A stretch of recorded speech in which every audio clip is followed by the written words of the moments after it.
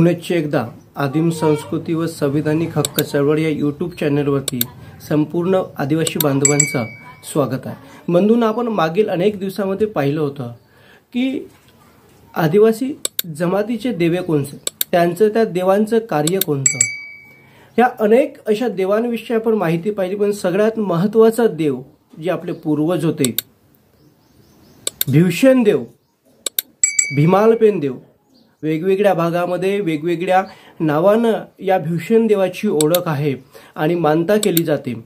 ह्याच भीवसेन देवाचं पेनठाणा नागपूर जिल्ह्यातील भिवगड येथे आहे।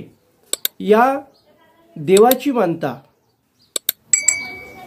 संपूर्ण आदिवासी जमातीमध्ये केली जाते। तर हे भीवसेन देव भुरा भगत आणि माता कोतमा यांचे पुत्र होते। ह्या भीवसेन देवाला प्राकृतिक विषयी ज्ञान होतं। प्रकृतीच्या विपत्तीपासून जे प्रकोप यायचं, त्या प्रकोपापासून संपूर्ण गंडजीवांचं रक्षण करण्याचं काम हे भीमालपेन करत होते। वास्तविकता अशी आहे की या भीमालपेनची स्थापना सीमेच्या बाहेर केली जाते। एका दगडाच्या कोरीव किंवा न कोरलेले जे दगड असतं, त्या दगडाच्या माध्यमातून त्या भीवसेन देवाची स्थापना केली जाते।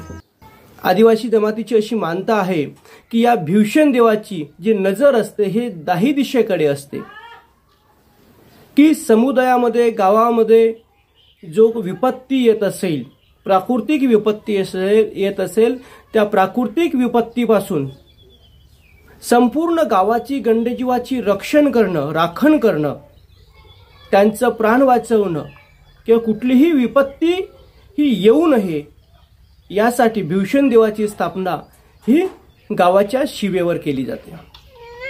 विशिष्ट म्हणजे या भीवसेन देवाला खूपच कोपिष्ट असं मानले जाते। तर जेवढं कोपिष्ट आहे त्याच्याही वर ते मायाळू पण आहेत अशी आदिवासी जमातीची मानता आहे।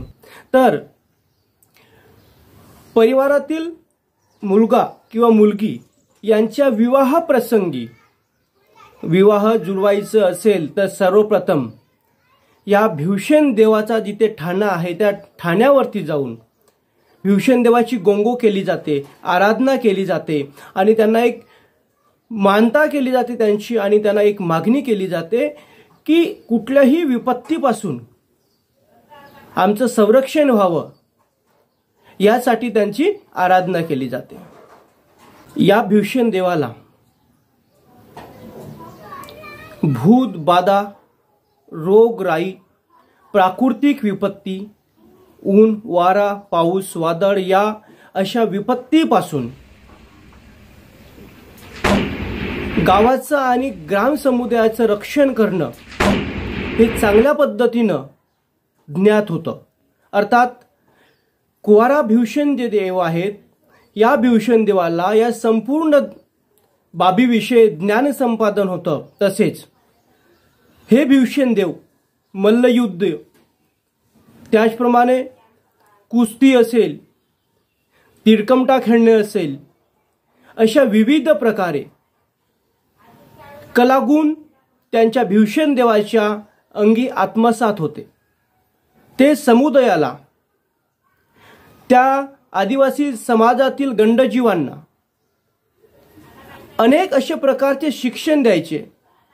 एखादी विरोधक आला असेल, एखादी दुश्मन आला असेल, त्यांच्या प्रतिकार शक्ती कशी वाढवून त्यांना प्रतिरोध करता येईल या पद्धतीचे शिक्षण प्राचीन काळामध्ये हे जे भीवसेन देव आहेत आपल्या आदिवासी गंडजीवांना देत असत।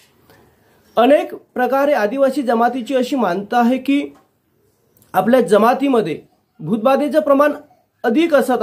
आधीची मानता होती की भूतबाधेचं प्रमाण हे खूप जास्त प्रमाणे मानले जात होतं। अशा वेळी या भीमालपेनची पूजा भूतबाधा नष्ट करण्यासाठी सुद्धा केली जात असे।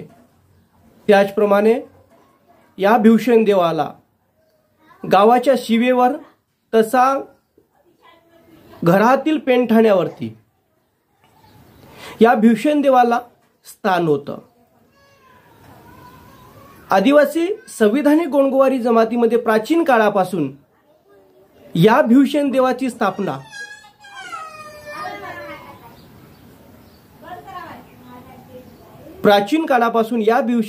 स्थापना आदिवासी संविधानिक गोंडगोवारी जमात ही आपल्या देवाऱ्यावर पेंठाण्यावरती करतो आणि विशेषतः मध्ये मूठ पूजा केल्याशिवाय म्हणजे अर्थात मूठ पूजेच्या माध्यमातून या भीवसेन देवाची मानता प्रत्येक धार्मिक कार्याच्या वेळी केली जाते।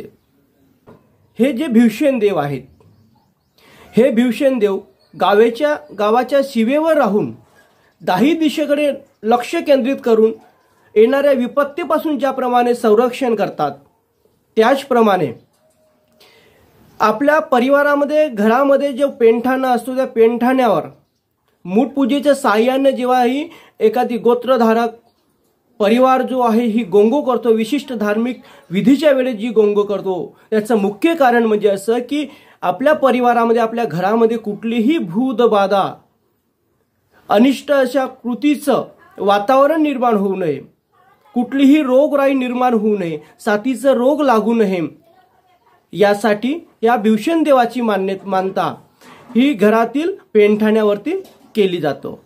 हे भीवसेन देव प्रकृतीमूलक विधान ग्रामचा एक गौरव आहेत अशी आदिवासी जमातीमध्ये अशी मानता आहे।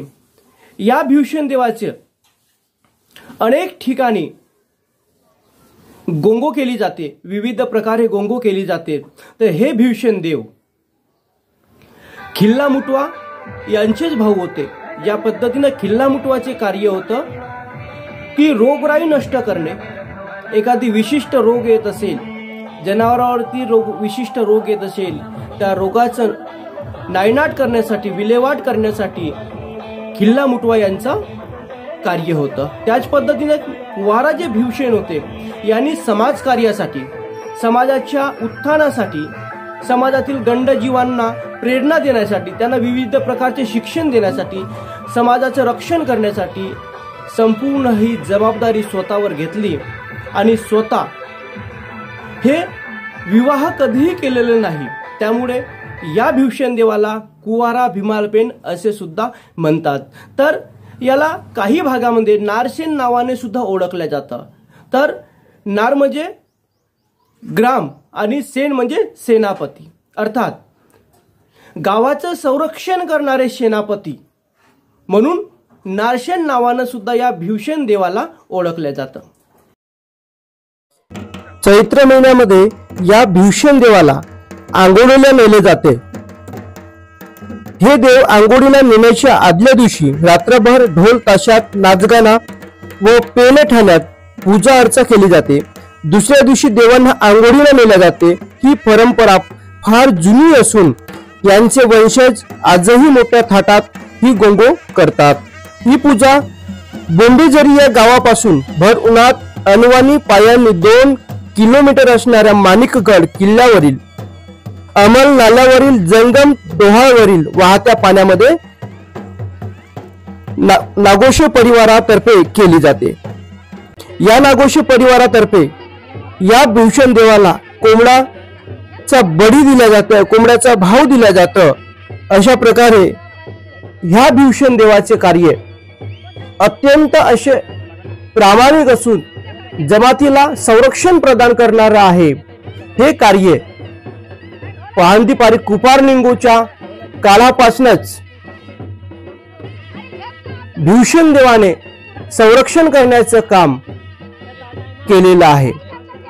तर बंधूंनो, प्राचीन काळापासून आजही संविधानिक गोंडगोवारी जमात जे अनुसूचित जमातीच्या यादीमध्ये आलेली आहे, परंतु ही जे संविधानिक गोंडगोवारी जमात ही पहांदी पारी कुपारलिंगोच्या सगळ्या समाज व्यवस्थेमध्ये कोपाल नावाने गणल्या गेल्या असल्यामुळे मराठी भाषेमध्ये त्यांना गोवारी म्हणतात। परंतु गोंडवानाचा अंग असलेली गोवारी जमात प्राचीन काळापासून गोंड जमातीची उपजमात असल्यामुळे आजही या भीवसेन देवाच्या नावानं मूठ पूजा करून पेंठाण्यावरती आणि गावाच्या शिवेवर यांची मानता करतात. धन्यवाद. मी या ठिकाणी आपल्याला कळेल अशा थोडक्यात शब्दामध्ये आपल्याला सांगितलं आहे. जर माहिती आवडली अशात नक्की शेअर करा, लाईक करा आणि सबस्क्राईब करायला विसरू नका.